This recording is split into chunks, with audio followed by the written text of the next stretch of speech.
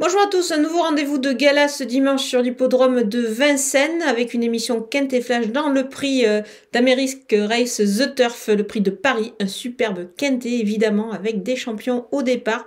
C'est le troisième groupe 1 du triptyque de l'hiver à Vincennes, il est réservé aux chevaux âgés de 4 à 11 ans, c'est la distance marathon des 4150 mètres de la grande piste de Vincennes, des champions en piste tout simplement. On retrouve le gagnant du prix d'Amérique Carberry et la gagnante du prix de France Ampia Médaille SM. Donc voilà, du beau monde au départ, on va vraiment se régaler, on voit tout ça avec mon analyse.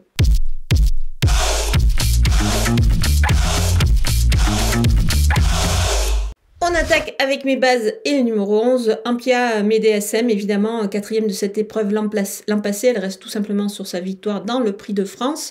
Et évidemment, une belle performance également dans le prix d'Amérique. Je pense qu'ici, elle devrait confirmer et pourquoi pas réaliser une magnifique performance et s'imposer dans cette épreuve.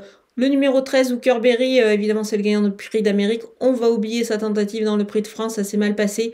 Il a évidemment la pointure, donc on le rachète en confiance. Jean-Michel Bazir est revenu au sulky. Le numéro 12, Onex, c'est un cheval que j'aime beaucoup. Il fait vraiment toutes ses courses. À mon avis, il sera encore dans le coup et pourquoi pas venir chatouiller les premiers pour la victoire. Il en est tout à fait capable. Les opposants avec le numéro 3, Hip Hop au Fort, sur sa quatrième place dans le prix d'Amérique, il mérite évidemment un bon crédit. C'est un cheval qui a beaucoup de qualité, je pense qu'il est capable de performer sur cette longue distance.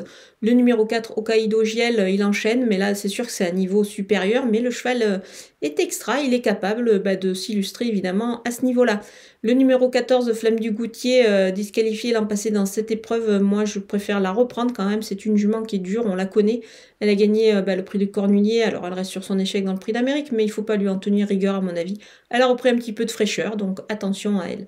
Le numéro 5, Hussard du Landré, il est capable de créer une petite surprise, pourquoi pas, comme lors du début du meeting d'hiver de Vincennes, dans une des préparatoires à ce prix d'Amérique. Donc attention à lui, il peut performer aussi sur cette longue distance.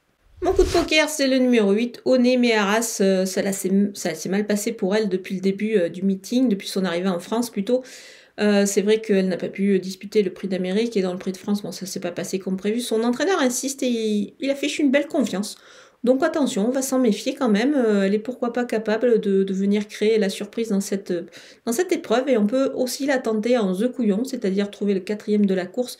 C'est sur le site theturf.fr, pour cela vous ouvrez un compte. Vous utilisez le code promo FlashTurf qui défile en bas de votre écran pour bénéficier des 250 € de bienvenue.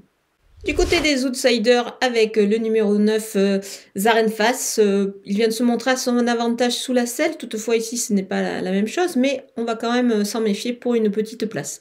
Le numéro 10, Fado Duchesne, on le connaît bien, c'est un super cheval au monté. Là, à la clé, c'est sûr qu'il a toujours un petit peu de difficulté. Mais attention, sur cette longue distance, il peut pourquoi pas se montrer sage et se montrer à son avantage. Donc on ne va pas du tout l'écarter. Le numéro 6, Jérimum, je ne vois pas plus que pour une place, ça paraît un petit peu compliqué quand même à ce niveau-là. Le numéro 1, Harlem de Bussy, alors il est en grande forme, c'est sûr. Il reste sur des belles performances, il enchaîne.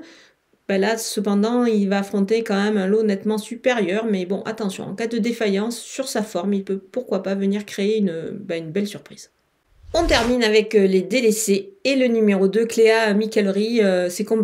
C'est vraiment compliqué pour elle à ce niveau-là, donc on va s'en passer. Le numéro 7, Fakir du Loro, certes déféré des 4 pieds, mais je ne le vois que pour une... Vraiment, ça me paraît un peu difficile dans cette épreuve-là. Pour lui, le cheval a d'autres engagements qui arrivent plus favorables, donc voilà, on va s'en passer. Ici, on a passé en revue tous les partants de ce magnifique Quintet Plus de Vincennes. Je vais vous laisser avec ma sélection et mes conseils de jeu.